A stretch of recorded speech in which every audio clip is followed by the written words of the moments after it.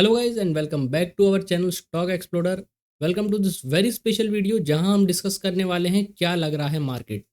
अब ये टैगलाइन मैंने कहीं सुनी तो मुझे लगा कि यूज़ कर लेते हैं, काफ़ी अच्छी लगती है, जिसका मीनिंग भी आप समझ ही रहे होगे कि क्या लग रहा है भाई आजकल अब मार्केट में। जिस तरीके से लास्ट डे एक बहुत शार्प मोमेंटम आया, जो कि एक्सपेक्टेड भी था क्योंकि मंथली क्लोजिंग होनी थी, तो मंथली कैंडल बहुत डिसीजिव कैंडल होती है जिससे आगे के ट्रेंड का हम जज कर सकते हैं कि भाई मंथ ऑन मंथ मार्केट बड़े टाइम फ्रेम पे कहाँ जाएगा। तो एक मंथली अच्छी क्लोज मिली है हमें निफ्टी बैंक निफ्टी पे, और बुल्स ने काफ़ी अच्छी एक रिकवरी भी दिखाई है।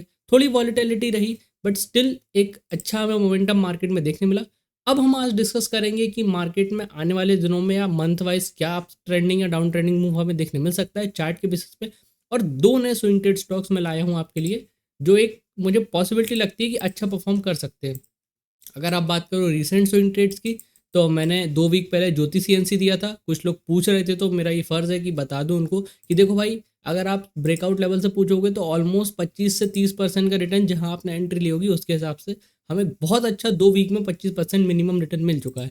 अब स्टॉक ऑल टाइम हाई पे है, तो मैं नहीं कह सकता कि भाई यहाँ से अब ये 1000 की तरफ जाएगा या पहले पुल बैक लेगा फिर ऊपर जाएगा या क्रैश हो जाएगा। तो आपको ट्रेड करना है अब इसको आगे कि आप अपना ट्रेलिंग एसएल कहाँ रख सकते हो। चाहो तो प्रॉफिट बुक कर सकते हो, 2 वीक में 20-25% बहुत अच्छा रिटर्न होता है।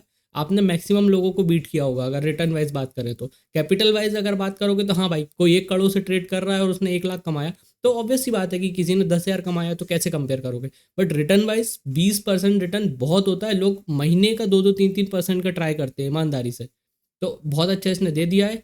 आई थिंक EIH होटल दिया था, उसने भी 10-12% का मूव दिया है, तो स्विंग ट्रेड्स अभी थोड़ा ठीक कर रहे हैं। और दो और सेटअप है जो मैं आपके साथ शेयर करूंगा जल्दी, बट अपन पहले मार्केट एनालिसिस पे आ जाते हैं और अपन डिस्कस करते हैं कि मार्केट ने क्या किया है। तो पहले अपन ने जो लास्ट वीक जो नोट डाउन किया था उसको थोड़ा सा रिकैप कर लेते हैं। आई होप आपको स्क्रीन दिख रही होगी। और हमने जो निफ्टी पर डिस्कस किया था उसमें डिस्कस किया था 22,200, जो कि हमने लिखा था कि इंपॉर्टेंट है, उसके ऊपर बुलिश जा सकता है मार्केट। तो जैसे ही मार्केट ने 22,200 को ब्रेक किया, एक solid bullish momentum almost 200-300 point का, और मार्केट बहुत क्लोज गया अपने ऑल टाइम हाई के। और बिल्कुल लास्ट आवर की जो सेलिंग होती है ना, 3 के आसपास या 2:30-3 के बीच, लास्ट आवर जो 2:30 से 3:30, वहाँ से एक छोटा सा सेल ऑफ देखने मिला है। अब इसका क्या मतलब है? देखो मेरे हिसाब से क्या है कि मार्च क्लोजिंग थी, फाइनेंशियल ईयर क्लोज होता है, तो थोड़ा सा लोग अपनी ट्रेड्स को मैनेज करते हैं। जो लॉस होता है वो पूरा बुक कर लेते हैं ताकि वो अपनी बुक्स में दिखा के उसको प्रॉफिट लॉस के साथ एडजस्ट कर सके टैक्स के लिए। एंड बहुत से लोग सोचते हैं कि चलो भाई, जो कारोबार किया है साल भर में उसको पोजीशन पूरी बंद करते हैं, नेक्स्ट फ्रेश डे से फ्रेश ईयर के लिए प्रॉपर पोजीशन लेंगे। और कुछ शायद आई एम नॉट श्योर, ये शायद मैं गलत भी हो सकता हूँ, शायद कुछ इंडेक्स में रीबैलेंसिंग भी होनी थी तो उसके लिए भी कुछ बाय सेल हुआ होगा इंस्टीट्यूशंस की तरफ से, तो वो भी एक हो सकता है। बहुत सारी पॉसिबिलिटीज़ हैं। बट एक जो अच्छी पॉसिबिलिटी है या जो एक अच्छी बात है, हमने हाईएस्ट एवर मंथली क्लोज दिया है निफ्टी में। मैं मंथली कैंडल की बात कर रहा हूँ, इंट्राडे लेवल पर ऑल टाइम हाई की बात नहीं कर रहा हूँ, मैं मंथली लेवल की बात कर रहा हूँ। क्योंकि अगर आप देखोगे यहाँ पे, अगर आप निफ्टी का मंथली टाइम फ्रेम देखो, तो ये मैं पहले स्क्रीन को स्विच कर देता हूँ। हाँ, यहाँ पे अगर आप मंथली टाइम फ्रेम देखो तो यहाँ पे मार्केट ने पहले एक पॉज लिया था लास्ट ईयर, फिर शायद नवंबर दिसंबर हमें एक सॉलिड मंथ, दो बुलिश मोमेंटम देखने मिले। उसके बाद 3 मंथ से अगर आप देखो, 1 2 3 3 मंथ हो गए, मार्केट वॉलीटिलिटी कर रहा है, ऊपर जाता है नीचे जाता है, दोनों साइड स्पाइक लगा रहा है। बट क्लोजिंग बेसिस पे देखो मार्केट स्लोली धीरे धीरे ऊपर शिफ्ट होता जा रहा है। तो कहीं ना कहीं अभी भी मार्केट बुल्स की ग्रिप में है। और जिस तरीके से लास्ट डे पे मार्केट शॉर्टअप किया है और क्लोजिंग दिया है मंथली, ऑलमोस्ट हमने हाईएस्ट एवर मंथली क्लोज दिया है निफ्टी पे, जो कि काफ़ी अच्छी बात है। 22,300 या 350 के आसपास ऐसा कुछ क्लोज होगा, तो अच्छी बात है। अब कुछ लोग बोलेंगे कि उनको यहाँ एक नेगेटिव पैटर्न भी दिख रहा होगा कि भाई यहाँ से टूट के सीधा नीचे आ सकता है। तो देखो, हो बहुत कुछ सकता है, बट जब तक हमें कैंडल नहीं बोलेगी कि भाई ये हो रहा है और यहाँ पे ऐसी एक रेड कैंडल बन जाए, तब तक हमें मानना नहीं है। क्योंकि जब आप मानने लगते हो ना, तभी वही गलती हो जाती है कि आप ना अपने थॉट्स को ज़्यादा हावी होने देते हो, ना कि चार्ट जो कह रहा है। तो चार्ट पे अभी नेगेटिव सिनेरियो तो कहीं भी नहीं दिख रहा है। अब नेक्स्ट वीक या नेक्स्ट मंथ एक ऐसी रेड कैंडल बन जाए तो एक बात डिफरेंट होगी, बट जब तक नहीं बन रही है तब तक अभी हम इसे नहीं मानेंगे। और क्योंकि मार्केट ने 2-3 मंथ यहाँ पॉज ले लिया है, कोई बहुत ट्रेंडिंग मूव नहीं दिया है, तो हो सकता है कि अप्रैल एक ट्रेंडिंग मूव हमें देखने मिले 1000-1200 पॉइंट का। तो अगर ऐसा होता है तो वो अपन डिस्कस कर लेंगे। बट अपन अब चलते छोटे टाइम फ्रेम पे। तो इस वीकली टाइम फ्रेम पे भी अगर आप देखोगे तो वी डिस्कस कि यहाँ पे एक हैमर कैंडल बनी है। हम लेवल्स भी डिस्कस करेंगे अभी, अब क्या इंपॉर्टेंट लेवल आ रहे हैं, बट अपन थोड़ा बड़े टाइम फ्रेम पे स्ट्रक्चरल व्यू ले लेते हैं। तो यहाँ पे एक बेरिश एंगल्फिंग कैंडल, बट उसका कंफर्मेशन नहीं मिला। प्रीवियस टू प्रीवियस वीक एक हैमर कैंडल देखने मिली हमें, और इस वीक एक काफ़ी अच्छी ग्रीन हैमर कैंडल ऑलमोस्ट, अगर मतलब लास्ट इंट्राडे मोमेंट पे वो सेल नहीं आता तो हमें बहुत अच्छा एक मारूबोदू सेटअप यहाँ पे देखने मिल जाता है वीकली बेसिस पे, और उसके बाद एक बड़ा मोमेंटम के लिए हम बहुत ज़्यादा श्योर हो जाते हैं। बट अभी भी अगर आप देखो, एक प्रॉपर सेल ऑफ के बाद मार्केट ने काफ़ी अच्छा रिकवर किया है, प्रीवियस वीक के ऊपर ही बहुत अच्छा क्लोज किया है। प्रॉपर ग्रीन कैंडल है, आप देख सकते हो, कोई लोअर टेल या लोअर विक नहीं है, मतलब जहाँ से खुला बुल्स ने वहीं से डोमिनेट करके इसको ऊपर ले गए और हम ऑल टाइम हाई के बहुत क्लोज है। तो बस अब हमें वेट करना है कि क्या हमें किसी भी वीक 22,400 या 22,450 के ऊपर वीकली ब्रेकआउट मिलता है क्या। अगर हाँ तो फिर फॉर श्योर हमें एक फ्रेश ऑल टाइम हाई का रन देखने मिलेगा। बट एक और पॉसिबिलिटी हो सकती है कि मार्केट हो सकता है अभी इस रेंज में थोड़ा कंसोलिडेट करे या वॉलेटाइल रहे, फिर एक ब्रेकआउट मिले। तो वो रेंज और लेवल क्या होंगे वो अपन और छोटे टाइम फ्रेम पे देख लेते हैं, बट वीकली और मंथली टाइम फ्रेम पे अभी मार्केट ने स्ट्रॉन्ग क्लोज दिया है। एंड आई एम एक्सपेक्टिंग, ये मेरा व्यू है, गलत भी हो सकता है, कि यहाँ से हमें एक अप ट्रेंडिंग मूव देखने मिले। तो डेली टाइम फ्रेम पे गाइज वही कहानी है, हम बहुत दिनों से डिस्कस कर चुके हैं कि मार्केट यहाँ पे फंसा हुआ था, मार्केट किसी ना किसी डायरेक्शन में ब्रेकआउट देगा। जिनने एनालिसिस देखा होगा उनको पता होगा, और हमें एक बहुत अच्छा इंट्रा डे में मूव देखने मिला। हालांकि कुछ अनएक्सपेक्टेड चीज़ भी हुई जो अचानक से मार्केट सेल हो गया, बट अगर आप देखो तो मार्केट इस रेंज को बहुत दिन से क्रॉस नहीं कर पा रहा था 22,200, जो हमने अपना जो क्या कहते हैं जनरल बनाया था उसमें भी लिखा था 22,200 के ऊपर मार्केट बुलिश रहेगा। तो आप देख सकते हो एग्जैक्टली उस लेवल को ब्रेक करके हमें बहुत अच्छा मोमेंटम देखने मिला, और मार्केट ने कैंडल वाइज अगर आप देखो तो उस रेजिस्टेंस के ऊपर कहीं ना कहीं क्लोज दिया है। थोड़ा सा विक है अपसाइड, बट वो क्योंकि ऑल टाइम हाई को ऑलमोस्ट टेस्ट करके आया तो थोड़ा सा सेल आया।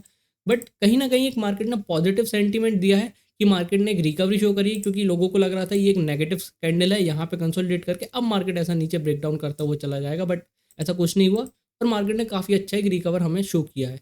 तो अब अपन आ जाते हैं अगले टाइम फ्रेम पे, जहाँ पे अपन डिस्कस करते हैं कि आगे के प्लान्स क्या होंगे।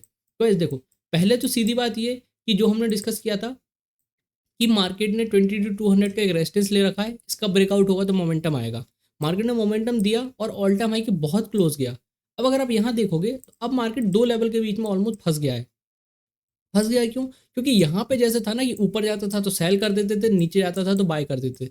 अभी भी निफ्टी के साथ थोड़ी सी वही कहानी रहेगी अगले टाइम फ्रेम पे। क्यों? क्योंकि ये जो हमारा ऑल टाइम हाई का रेजिस्टेंस है ना प्रीवियस, जहाँ से मार्केट कंसोलिडेट करके वापस गिर गया था 22,500 के आसपास, ये जो लेवल है ये स्विंग। अब देखो मार्केट इसके पास गया और यहाँ से अगेन हमें एक बड़ा सेल देखने मिला। तो कहीं ना कहीं ये एक इंपॉर्टेंट लेवल है, यहाँ से सेल आ रहा है तो हमारे लिए बहुत इंपॉर्टेंट होगा कि मार्केट 22,500 को कैसे रिएक्ट करता है। अगर इसका ब्रेकआउट और रीटेस्ट होकर मिल गया हमें तो डेफिनेटली पक्का एक सॉलिड रैली हमें देखने मिलेगी। अब बोलोगे कि भैया नीचे की भी तो बात करो कि भाई ये जो सेल आया है ये अगर ऐसा चला गया तो देखो, उसके लिए पहले जो मार्केट ने ये जो रेजिस्टेंस का ब्रेकआउट दिया ना, यहाँ पे आके सपोर्ट लेना पड़ेगा। अगर ये सपोर्ट टूटता है 22,200 जो पहले रेजिस्टेंस था अब वो एक सपोर्ट का काम करेगा। तो अगर ये रेजिस्टेंस टूटता है तो फिर हमें छोटी सी एक दिक्कत हो सकती है, बट जब तक 22,200 एक अच्छा सपोर्ट बना रहेगा तब तक हो सकता है मार्केट इस रेंज में थोड़ा सा कंसोलिडेट या वॉलेटाइल रहे, बट अप ट्रेंडिंग मूव के बहुत ज़्यादा चांसेस है। बट अगर मार्केट इस लेवल को गिव अप करने देता है तो फिर हो सकता है कि हमें वापस सेलिंग प्रेशर स्टार्ट होता हुआ दिखे। तो अपन पहले अब जो अपन ने नया स्टार्ट किया था कि जो अपन डिस्कस करेंगे वो अपन लिखेंगे। तो चलो गाइस, पहले अपन लिख लेते हैं। ये फ्रेश पेज आ गया होगा, आई होप आपको दिख रहा होगा। अपन मार्केट एनालिसिस कर रहे हैं अप्रैल के लिए, तो मैं थोड़ा सा इसको चेंज करता हूँ सेटिंग और यहाँ लिखना शुरू करता हूँ।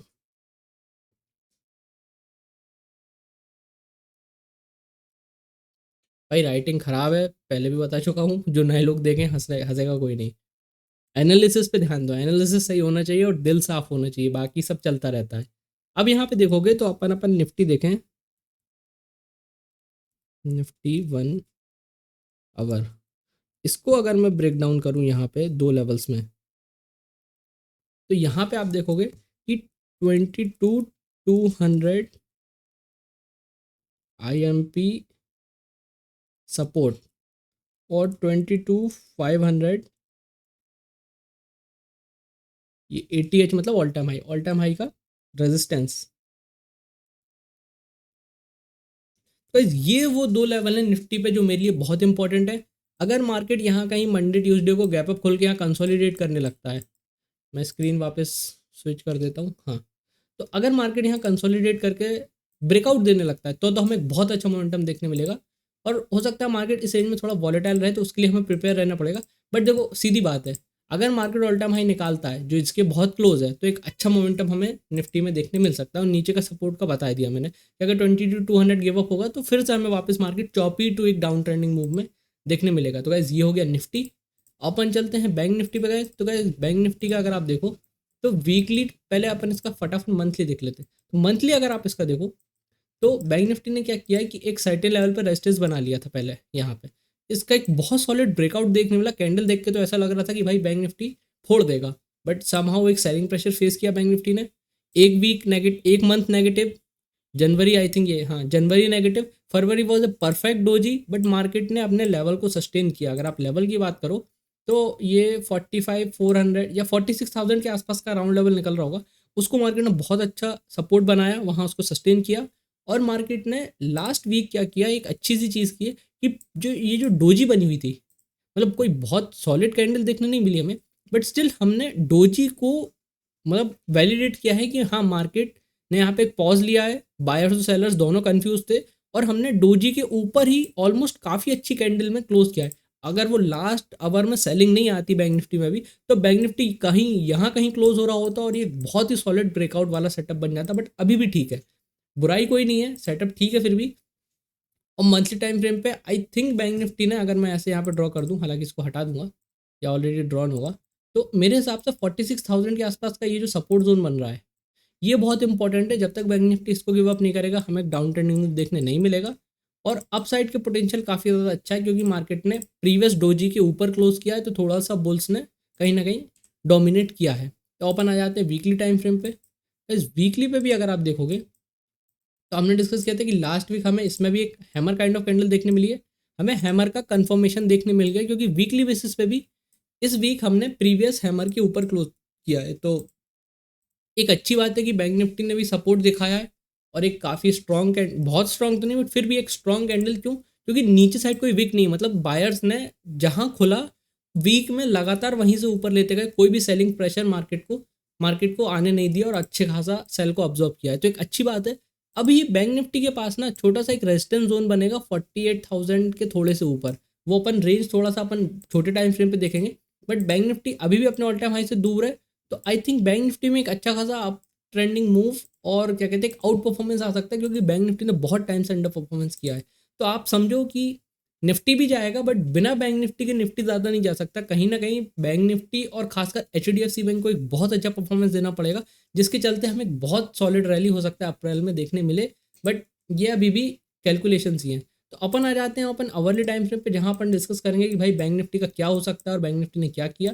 तो गैस पहली बात तो देखो, बैंक निफ्टी में हमने दो चीज़ें डिस्कस की थी, जो था कि 47,000 के आसपास ये जो रेजिस्टेंस है, इसका ब्रेकआउट आएगा तो अच्छा अप ट्रेंडिंग मूव आएगा। अब देखो खेल क्या हुआ कि अप ट्रेंडिंग मूव तो बहुत अच्छा आया यहाँ पे, अगर आप देखो सॉलिड ब्रेकआउट आया अवरली टाइम फ्रेम पे, बट जो लास्ट आवर में सेल आया है उसमें थोड़ा सा बैंक निफ्टी नीचे आ गया। बट स्टिल अगर आप ध्यान से देखो तो अभी भी बैंक निफ्टी ने 47,000 को रिस्पेक्ट किया, उसी के ऊपर क्लोज दिया है, और क्लोजिंग भी 47,124 आई है। तो 47,000 एक इंपॉर्टेंट लेवल अब हमारे लिए बन गया है। सेकेंडली एक इंपॉर्टेंट बात ये कि ये जो 47,000 का रेजिस्टेंस था, जब वापस मार्केट नीचे आया तो इसने एक सपोर्ट का काम किया है। अगर ये सपोर्ट का काम करता रहता कंटिन्यू, तो फिर हमें यहाँ से एक अप ट्रेंडिंग मूव एक्सपेक्ट करना चाहिए, क्योंकि ये एक ब्रेकआउट और रिटेस्ट की थ्योरी बन रही है। अगर यहाँ से अप ट्रेंडिंग मूव आता है तो एक अच्छा अपसाइड मोमेंटम देखने मिल सकता है। तो अगर आप बात करो कि भैया अगर ऊपर जाएगा तो हम कहाँ तक मार्केट को चेस कर सकते हैं, या मार्केट कहाँ ब्रेकआउट देगा, तो उसके लिए एक लेवल निकाल के देता हूँ मैं आपको। एक्चुअली 3 लेवल निकलेंगे। अगर आप इस प्राइस एक्शन और इस एरिया को ध्यान से देखो, तो यहाँ पे कुछ लेवल्स हैं जो अब आके हमारे लिए काम में आएंगे। जब मार्केट यहाँ से गिरना चालू किया, एक तो ये फ्रेश लेवल, ये मार्केट नीचे आया, पुल बैक लिया, सडनली यहाँ से एक बड़ा सेल देखने मिला, फिर एक पुल बैक लिया, फिर सडनली यहाँ से एक सेल देखने मिला। तो अगर मैं इन्हीं लेवल्स को एक्सटेंड करूँ, थोड़े से हाथ चलाने पड़ेंगे, रुक जाओ, ये अपन ने इसको किया कॉपी पेस्ट, और अगर मैं इस लेवल को यहाँ पे मार्क करके इसको एक्सटेंड करूँ, तो आप देखो एग्जैक्टली उसी लेवल से एक पहला सेल आया, दूसरा इंपॉर्टेंट लेवल जो रहेगा वो ये रहेगा जहाँ से एक और बार सेल आया, और तीसरा इंपॉर्टेंट लेवल अगर मैं इसी को कॉपी पेस्ट कर दूँ तो जहाँ से एक्चुअली में एक डाउन ट्रेंड का, शॉर्ट टर्म डाउन ट्रेंड की शुरुआत हमें देखने मिली। तो ये 3 लेवल रहेंगे बैंक निफ्टी के जो काफ़ी इंपॉर्टेंट रहेंगे। जब भी बैंक निफ्टी ऊपर जाएगा इनसे काफ़ी अच्छा एक रिएक्शन मिल सकता है। तो अगर आप लेवल वाइज देखो तो पहले तो ये 47,400 जहाँ से बैंक निफ्टी लास्ट आवर में रिजेक्शन ले लिया, तो ये एक रेजिस्टेंस बन रहा है पहला हमारा। दूसरा रेजिस्टेंस ये बन रहा है जहाँ से बैंक निफ्टी पुल बैक लेके वापस गिरना चालू हुआ तो ये रेजिस्टेंस का काम वापस कर सकता है 47,800। और फिर ये अल्टीमेट रेजिस्टेंस जहाँ पे 48,200, जहाँ से एक्चुअली में बैंक निफ्टी ने गिरना स्टार्ट किया। तो अभी बैंक निफ्टी को थोड़े से रेजिस्टेंस निकालने हैं, बैंक निफ्टी में थोड़े से इंपॉर्टेंट लेवल्स बन रहे हैं मेरे। और नीचे की बात गाइज यही है कि जो 47,000 है ये बहुत इंपॉर्टेंट सपोर्ट है। ये टूटा तो हमें निफ्टी बैंक निफ्टी दोनों में एक सेलिंग प्रेशर देखने मिल सकता है। और ऊपर के ये जो लेवल है ये मेरे लिए थोड़ा सा इंपॉर्टेंट हो सकते हैं। तो यहाँ पे मैं इनको भी लिख देता हूँ। उसके बाद अपन फटाफट स्विंग ट्रेड पे चलते हैं, वीडियो ज़्यादा लंबी नहीं करते।